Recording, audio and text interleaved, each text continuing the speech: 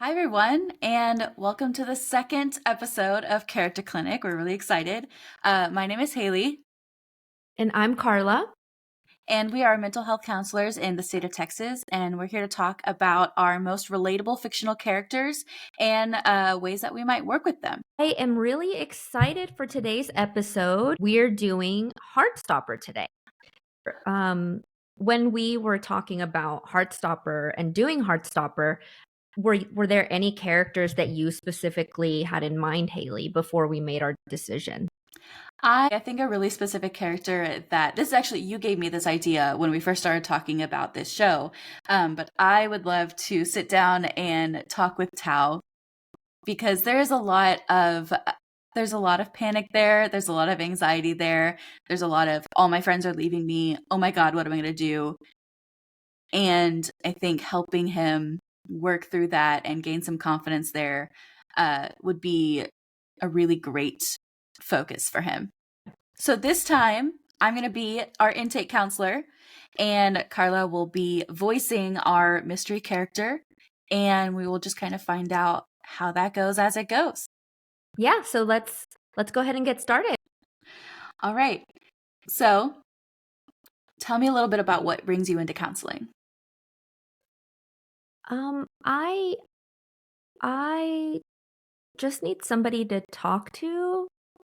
I have a lot of things going on in my life at school. Things are going well, but I feel like I have this pit in my stomach and I have these feelings of doom and I get a lot of dark thoughts. Okay, a lot of dark thoughts. Would you like to tell me maybe what some of those might revolve around? Yeah, I have a lot of negative thoughts about how people see me. If there's somebody that I care about, and there is somebody right now, actually, um, I start to worry that they might not want to be with me or like me, Okay, or that they might be disgusted by me, even. I see. So a lot of self-doubt. Yeah, Okay, yeah, a lot of self doubt. gotcha. Tell me a little bit more about what you'd like to gain from this experience, and maybe are there any goals that you would like to accomplish? Um, I I want to have someone that I can talk to. I have someone at school, a teacher at school that I talk to that I feel like I can um relate to, or I feel like he's very supportive and comforting and safe. And I imagine therapy to be a place that's similar to that. And I want that pit in my stomach to go away, that feeling of doom, and maybe to just feel less um, scared. I I do have friends, but sometimes they don't understand exactly my experience, and I do have someone I talk to at school that feels very safe, and I imagine maybe this could be something like that. And I want that pit in my stomach to go away, and I want to feel less afraid. Okay, I definitely hear that.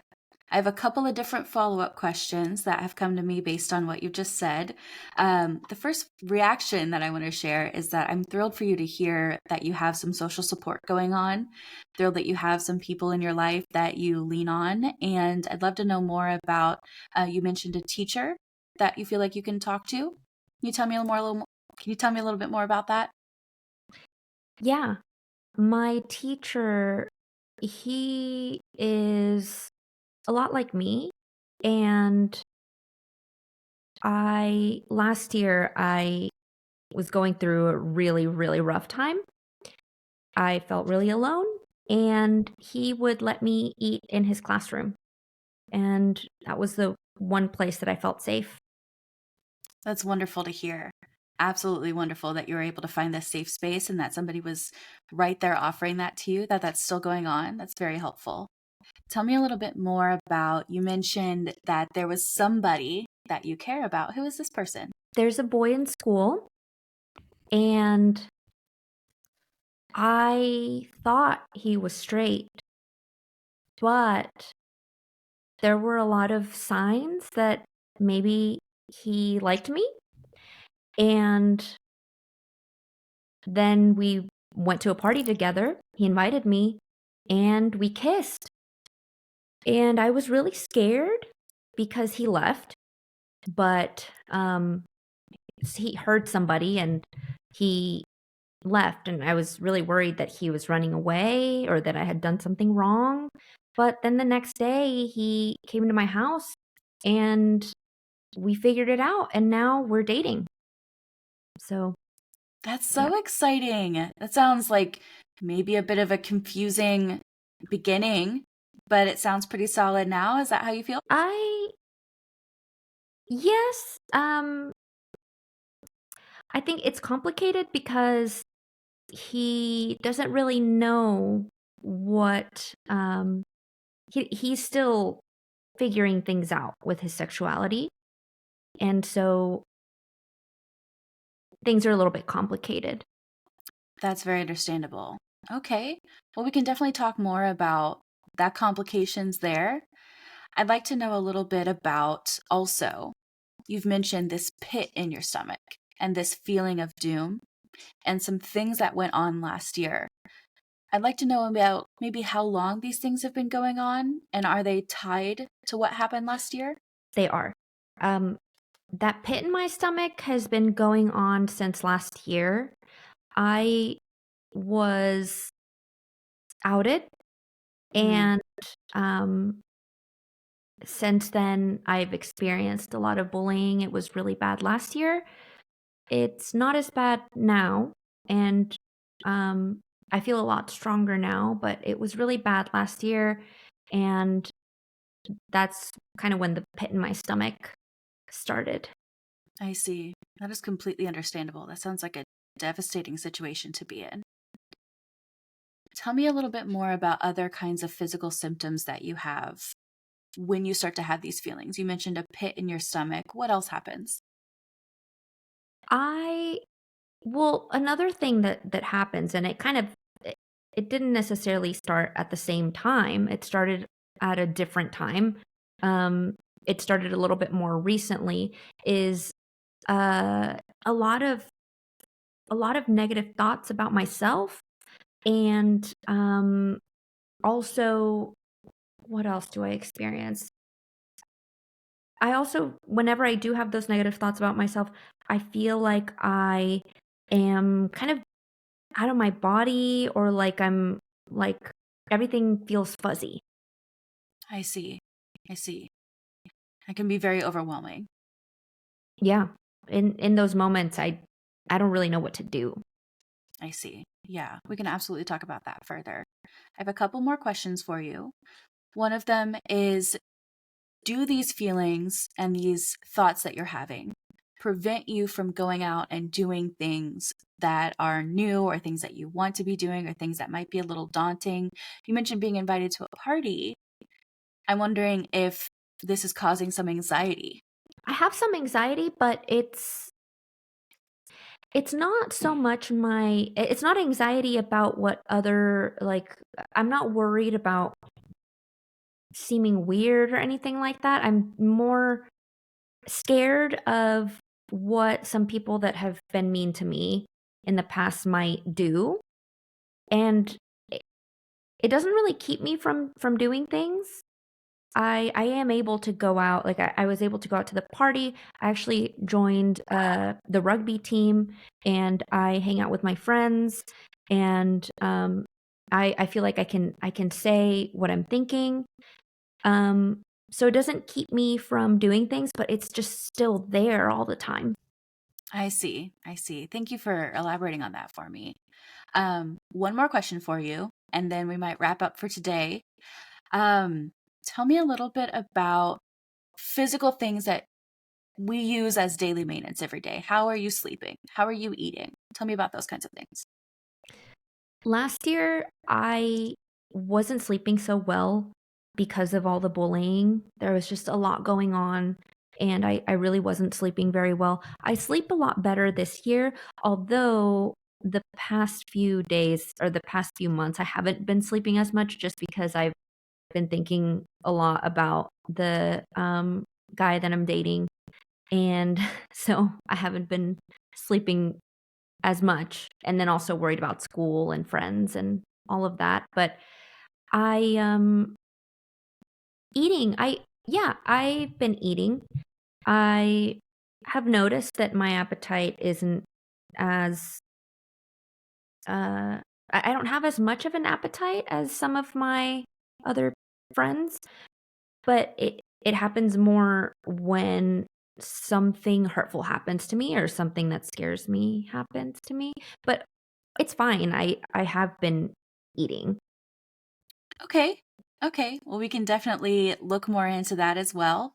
I really appreciate you answering these questions. I know it's not always fun to be grilled, but we can definitely start working on some of these things. How does that sound? That sounds good. All right. So I guess we can wrap up our role play for today.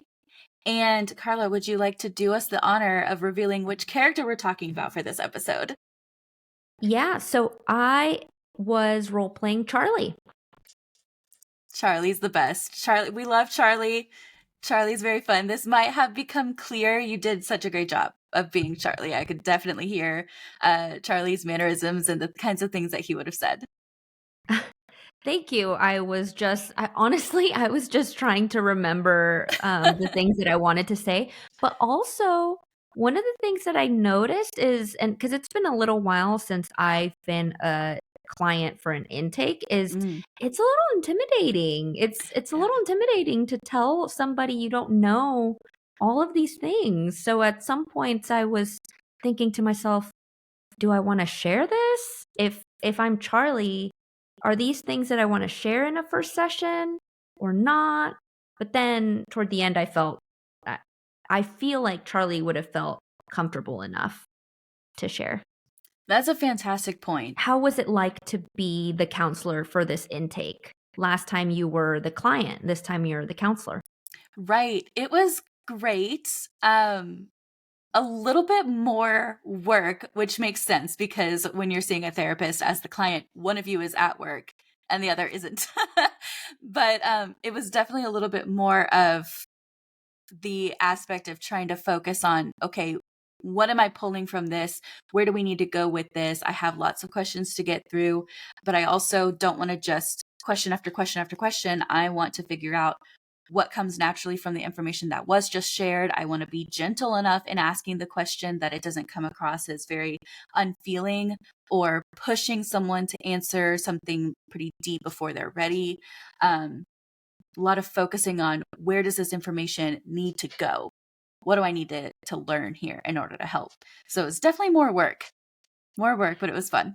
I agree. As Charlie, I was trying to think up what I wanted to say, but then I had to take a step back and be like, well, I'm the client. I can say whatever I want. And, uh, Haley's the one that has to figure out how to help me. Yep. That's a really excellent point as well, in that it does take a lot of careful consideration to land on the correct questions in the correct order and in the correct phrasing. Yeah. Before we really talk about our thoughts on what we noticed with Charlie, and I want to hear from you what you noticed, especially because you were doing the intake.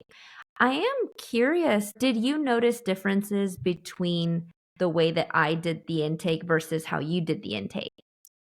I didn't immediately notice any difference in intake questions. What did you think? Did you notice some? I did. Okay. And I'm excited to talk about it because this is actually just I'm counseling nerd. First of all, I am obsessed with I love the counseling process. I love hearing like what other therapists do in the counseling room. So yeah, I noticed a couple of differences, and I think that they very much align with who we are as counselors. So what I noticed, and I will say that this is because I have the I'm able to look back at my intake where you just did yours. Yeah. So it's hard to look back, and I had a chance to listen to it. But I noticed that when you ask questions, you kind of give the person space. You gave me as Charlie space to explore and explain what I was thinking, and then you let it sit. And I think that that potentially aligns really well with the way that you do therapy, because you didn't really ask me to go into any detail, or too much. You didn't ask me too much, which I feel like lines up with an intake in general, um, because we tend to not go too deep into things during the intake. But also, I feel like, and let me know if this fits. I feel like it's a that's just kind of the way that you might do counseling. It's very gentle and very much just like, hey, I'm gonna ask this question, and I'm not gonna push too much. I want you to tell me at your own time, at your own pace.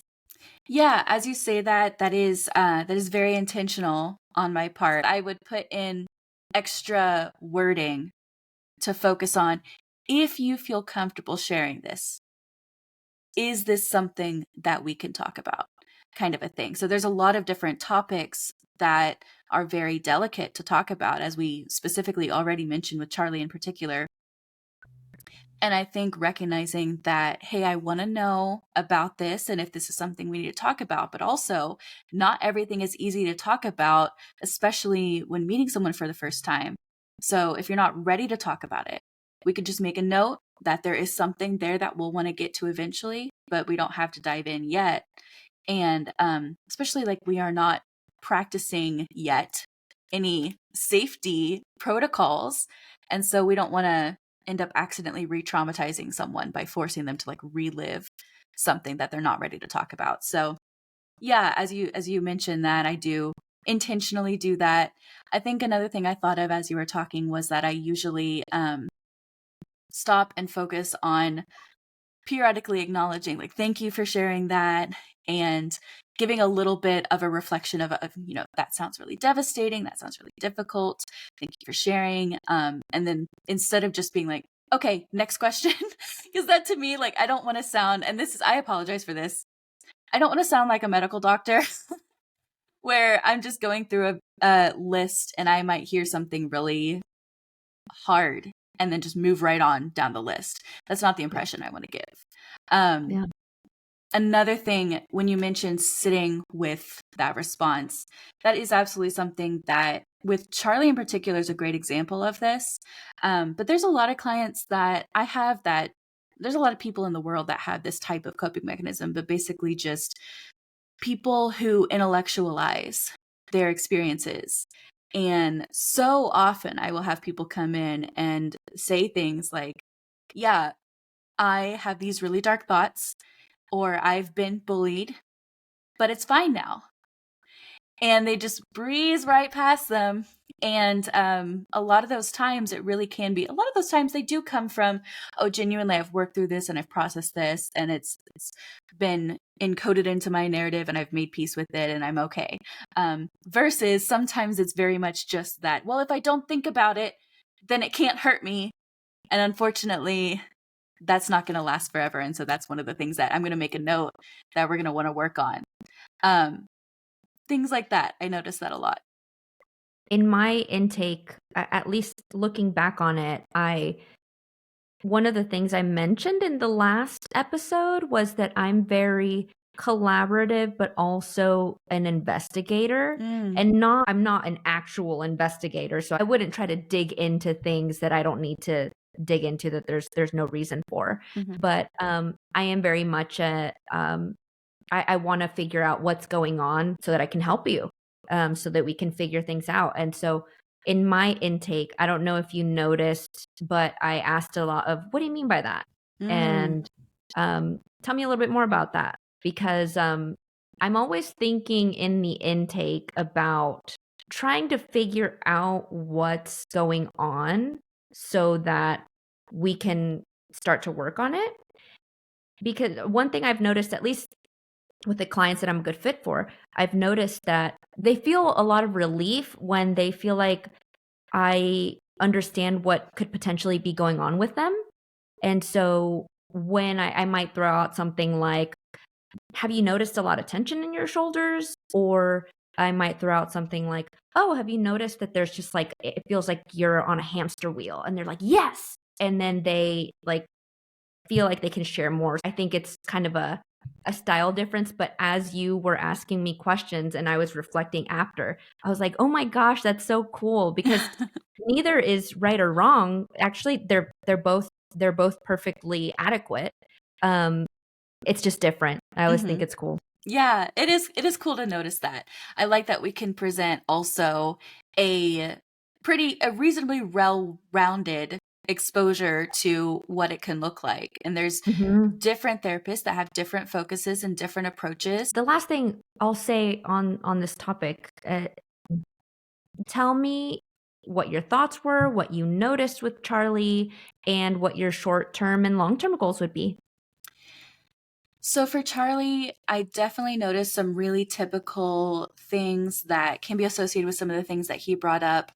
Some symptoms that we might want to look more into: the intrusive thoughts, maybe some differences in eating, um, maybe having some difficulties with social interactions, the pit and stomach, the physical reactions to these negative thoughts are big ones.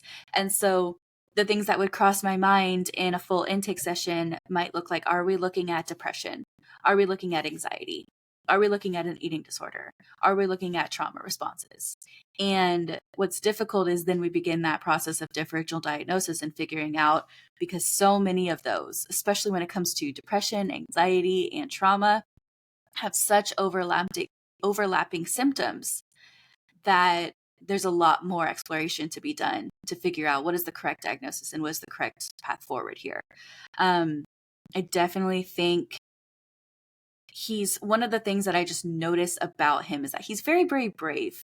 He is someone that he kind of conjures up feelings of wanting to protect him. I think that's something that we might both feel. I think that's something that is just naturally occurring with this particular character. And one of the reasons I think we both really wanted to focus on him is because that's literally what we want to do. We want to help him. We want to bring him into reality and bring him into our offices and help him, because he's just this little cinnamon roll. But at the same time, he doesn't need a whole lot of protecting. He kind of has this vibe of you just want to save him. And at the same time, he amazes you by all these things that he does. He's been through incredible hardships, and he still puts himself out there socially every single day, meets new people, spends time with friends. He makes connections with other people. He He, joined the rugby team I know for a boy. yeah, he joined the rugby team on a pretty good whim. He was invited to a party where he wouldn't know anybody but one person and like some of his bullies, and he went. And that was incredible. And Yeah. so impressed by that. So lots of things to note. Definitely more to talk about, because I think there's presentations of some symptoms of multiple of the things that I mentioned. But I think we can kind of narrow it down to one, but I'd like to hear your thoughts. I because I had watched the episode before, and well, I had watched up until then before, but I thought I had remembered that he had some form of social anxiety. But once I actually watched it, I realized, or once I rewatched it, I ruled out social anxiety because he, like we talked about earlier, he is able to do all of the things that could potentially be scary for him. He was able to go to the party. He joined the rugby team. He stood up for himself. He set boundaries. He was really brave. And so I definitely was able to rule out social anxiety. There might be some, I was thinking that there could potentially be some general worries, but also I, I do think that there could be some trauma there. So based on what we talked about in the intake, there was some bullying going on and he was outed. And he did say that it was really bad the year prior. It would make sense that he would have that pit in his stomach and that he would um, have a lot of intrusive thoughts potentially. So that's kind of what I was thinking about. I'm curious about your thoughts on potential trauma symptoms there.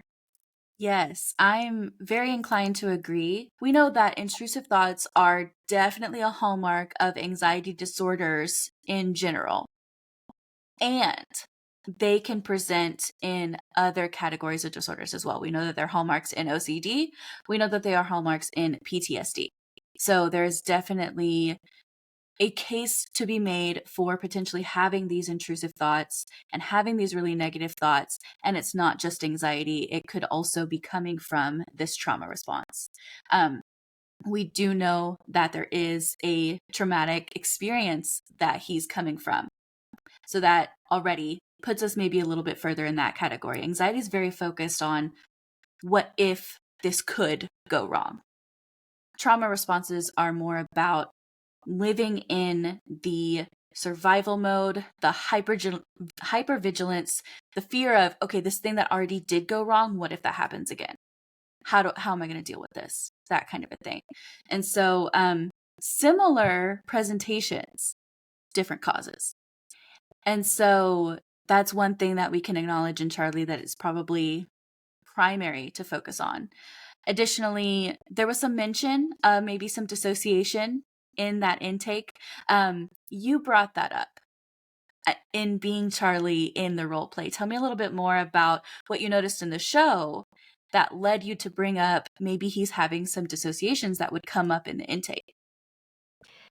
So when Charlie would have these intrusive thoughts, and I actually feel like they were intrusive images, even because they were not just a thought, but it was an image of someone being potentially disgusted with him, and thinking the worst or saying something awful that would be really hurtful to hear. I noticed that his eyes would kind of glaze over, and he was somewhere else. He was no longer present in the moment. And it gave me the sense that it could be some dissociation. A lot of times people will say, I just feel outside of my body, or I feel foggy and I can see myself.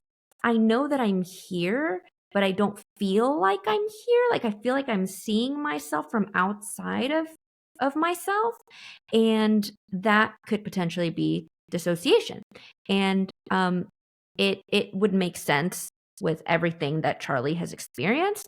And he hasn't just experienced the outing, bullying, but then one thing that we didn't talk about is he also was in a situationship relation, very, very complicated situation with a classmate that left him really scarred and left him having a lot of intrusive images and thoughts.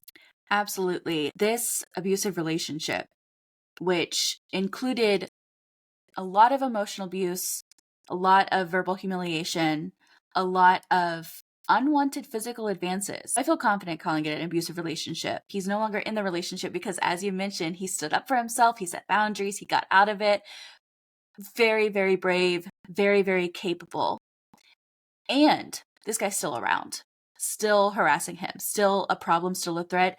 It's been made clear now, this is where we kind of break off and mention that we are focusing on this episode as counselors in the real world.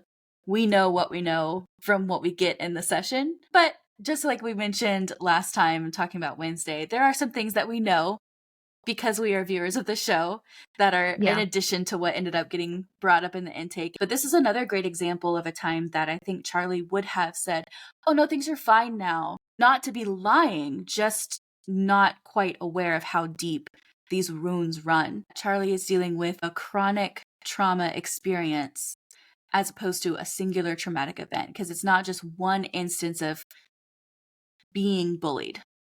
It's Yeah. an ongoing process that it was going on for a long time last year. It's still going on. And so to go back to part of your original question, what would be some of my short and long-term goals in working with Charlie?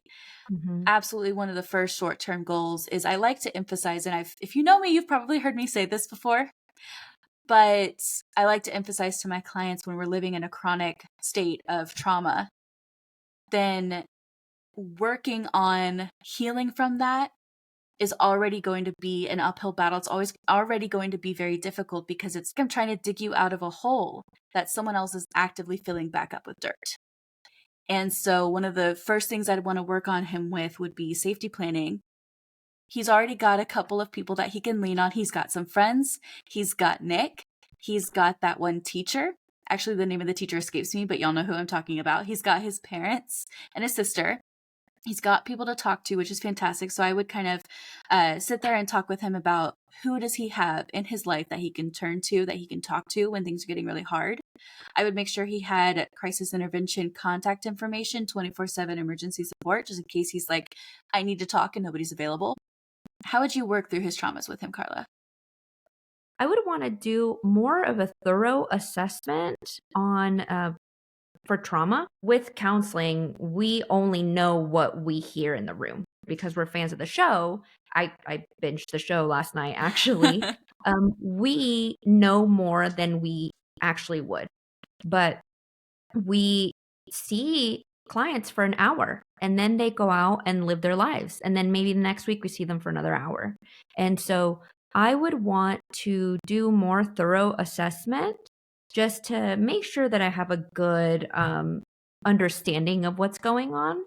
But because I do feel like it's trauma, the way that I would work on trauma with Charlie would be that first, I would want to give him some education on trauma and fight, flight, freeze, fawn, all of that, just psychoeducation on what that looks like, what that can feel like in your body when you're responding from a place of trauma, what triggers might be, and figuring out what those are for him. And as we talk more, I also would want to educate him on what emotional abuse looks like, what abuse in general looks like. Because as a teenager, I had no idea what emotional abuse was. A lot of times we have a lot of information that clients won't have because they don't have the training that we do.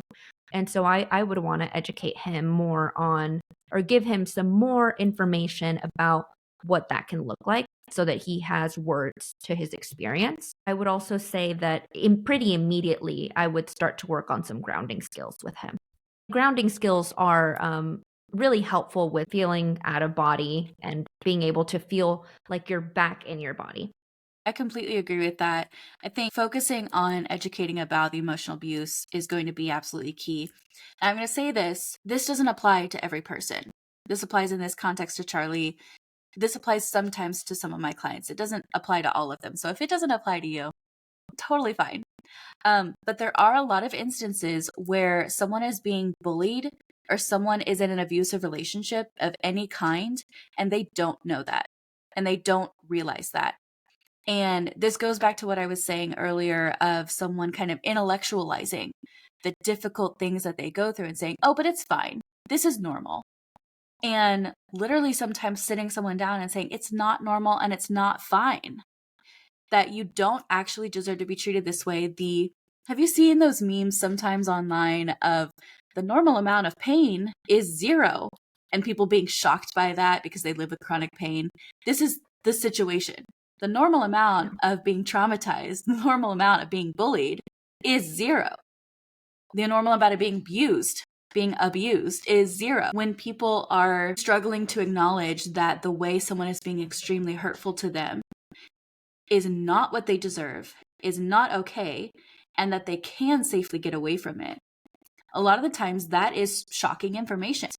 Because there are people that have unfortunately been very tricked, manipulated, gaslit into into thinking that, because this is the whole thing, someone who is abusive is going to work to manipulate the victim into thinking that they deserve that.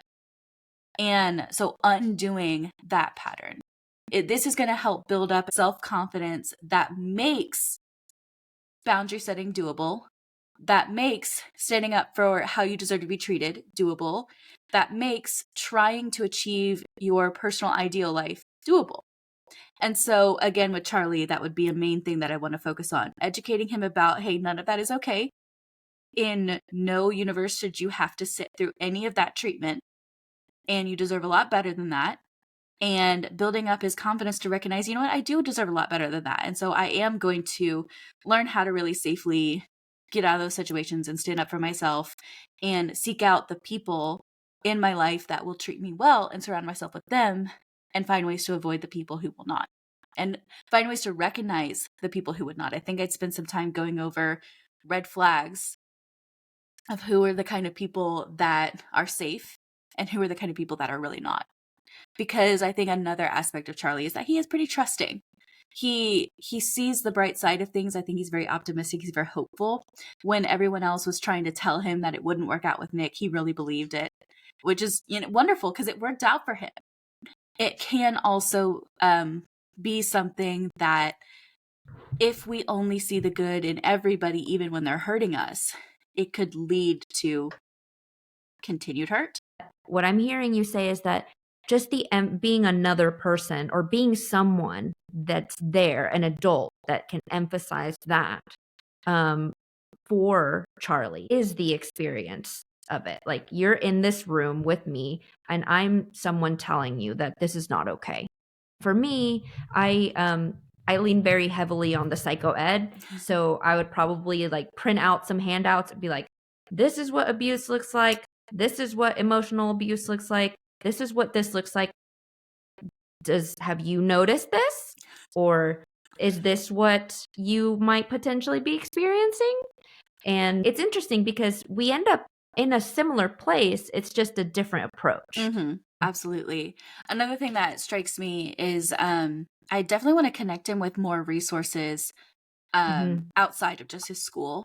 This is something that I'm able to do in real life because I intentionally keep myself very aware of what are the resources of really welcoming communities and activities and organizations that I can send someone to build up their own personal social support in their community. I don't know what that would look like in England, so I can't speak to that. But Yeah. there's got to be something. There's something. But just letting them know, hey, here's some organizations that you can join and you can just be present with maybe other queer and trans youth who are going through similar things, who have gone through similar things. Join community and feel like you can go to a place where you're very safe and very supported. Definitely outside of that school, you know? Yeah. So that would be really important. It's very important for people to have a community that is accepting and affirming and just generally loving. For me, long term, the eating, I would want to just explore that more. I think that that would take more trust to bring that up. He might not see it as a big issue, or he might actually see it as a issue. And up to this point in episode 4, we have we see little hints of him starting to say things like, oh, I'm just not hungry, or I already ate, or I'm gonna eat when I get home, and then not doing it. And so I would just want to ask more about that. But I think that because there can be a lot of shame around eating, around food, around body image, I think that that might take longer. Yes, I completely agree. It's hard to tell where we are in the show, whether this is something that is active already or developing already into an eating disorder, restrictive eating habits, or if these are things that are more of a side effect of the trauma response. It's hard to say yet whether he's aware of what's going on. Maybe this is intentional restriction that he's intentionally hiding from the people in his life. Or maybe he genuinely is, I can't bring myself to eat right now. I just don't feel up to it, and isn't aware that this is potentially going to go down a dangerous road. Whether it turns it into an eating disorder or not, restricting your food is unhealthy. It's going to hurt you. Absolutely. And so I totally agree. That is definitely something that needs to, it's hard to say in the intake if it didn't come up, the answer to that question wasn't like, oh yeah, I'm not really eating, then it's hard to say whether that was maybe an omission, maybe not being ready to talk about that, which would be completely understandable, or whether it was he's really not aware that it's at the level of being a concern. Either way, as you mentioned, more to explore there. I would like to just sidebar mention that if it came to the point of recognizing that his restriction on food is at a level where this counts as disordered eating, I would need to refer him out. And that wouldn't necessarily mean that I couldn't be his therapist, just that I would need to have him also seeing a specialist for eating disorders, because this is not an area that I focus on. This is not an area that I have extra training in. And because of the seriousness of this, and because of how severe it can be on your physical health, I would at least need him to be collaborating with an eating disorder specialist, possibly also a nutritionist. If he was going to continue seeing me, I'd like for him to, now I couldn't ever require this, but I would encourage him to consider allowing me to communicate with the eating disorder specialist, the nutritionist, maybe his doctor, so that we could coordinate and make sure, like, form a mental health team, so that we could make sure that that aspect of his physical health is taken care of while we are working on everything else as well. It's just not something I'm able to do. It's not my area of competency. Yeah. I was going to mention, I think there would be a few additional long-term goals that I'd like to focus on with him. I think in the long term, we'd want to focus on processing his trauma after we've built up enough coping skills and enough safety protocols to make it safe in the room to do so without re-traumatizing. I would like to focus on processing traumatic events, experiences with Ben, experiences with bullying last year, those kinds of things. Maybe through a very specific trauma-based protocol where we get him to the other side of this being an active, constant harm. Get him to the point of feeling more in control over his responses to his triggers, being able to monitor his own emotions and being very aware of what those triggers are, and being able to regulate himself in the face of them. And so nervous system regulation would be a large factor, something that I want to work with him long term. It's important to work on the trauma long term, because in the short term, you're really focused on safety and making sure that he's safe, that he understands what is going on, that it's not okay, and giving him those grounding skills so that he can be prepared for a time when he could process the trauma. Yeah, exactly. Charlie's a client that I probably would, if I saw him in my office for a consultation to see if it was a good fit, or in an intake, I probably would refer him out to somebody like Haley, actually, because I really focus on OCD, social anxiety, panic disorder, the issues that he's coming in to therapy for. I think that it would be that he could find somebody who would be a better fit. If he liked me, and if how do I say this? If he felt like it was a good fit? Yes, if he felt like it was a good fit, then absolutely, I would love to work with him. I think that we could do really good work together. And I just feel, and this might just be me, but I just feel like from his vibes that he just wants someone that, I feel like he needs someone that can just hear him, that can just sit with him in those feelings. And the type of therapy I do, the cognitive behavioral types of therapies, sometimes they're just not the best fit for everybody. I feel like with Charlie specifically, I might refer him to somebody like Haley.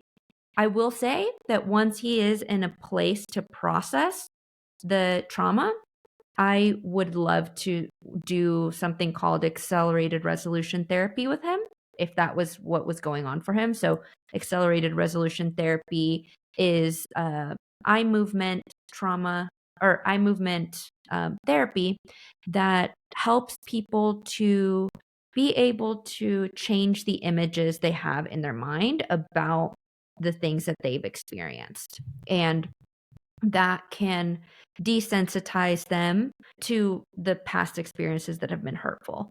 So that's something that I might like to work on with him, but in the beginning, I might refer him to somebody like Haley. Oh, and also, I also don't specialize in eating disorders. So if that became the main concern, I would certainly refer to a specialist.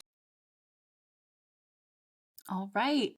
I think we've got our plan set out for Charlie.